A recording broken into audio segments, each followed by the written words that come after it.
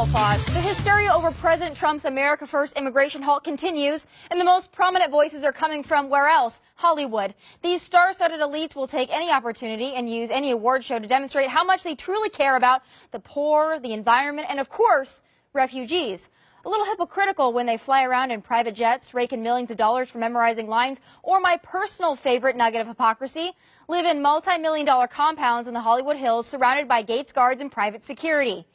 Yeah, it's pretty easy to say, let them in, or give us a selective description of their America with that plush and protected view. Right, Ashton?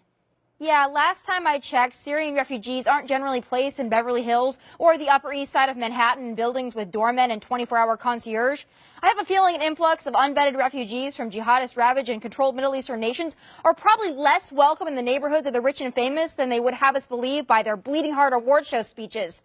But it's not like other countries or even continents have been endangered by open border refugee policies, right? Breaking news continuing to unfold in France as we come on the air tonight. At least 120 people confirmed dead at this hour. At least 2 explosions hit that airport. Another rocked a metro station. At least 28 people now killed, dozens injured. The first images of that truck barreling towards the Christmas market.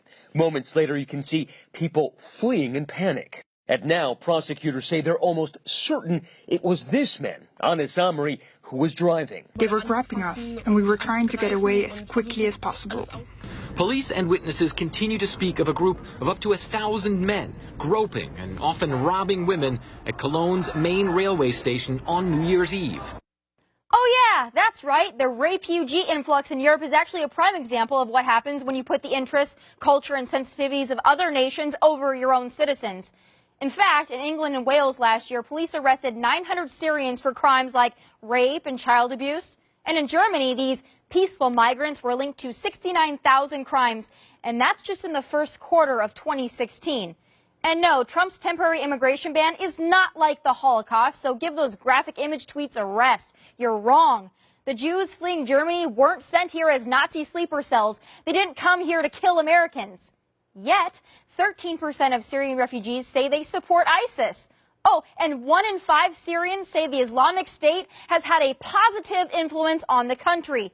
So yes, that is a problem, and yes, it's worth taking a pause and making sure those coming into the greatest nation on earth don't want to destroy the greatest nation on earth. Hello? Use your brains. Don't be sheep. When ISIS declares it will raise its flag on the White House lawn, when ISIS admits caliphate soldiers have been placed in refugee populations, when ISIS routinely uses women and children as human shields or explosive devices, you're damn right we need to take a pause. So before you get your panties in a wad, take a minute to place your common sense over your feelings. Truth is, Americans from every background and origin have a right to be protected in our own country. That goes for American-born citizens and legal immigrants. Those are my final thoughts. Follow me on Twitter and Instagram at Tomi Lahren from Dallas. God bless and take care.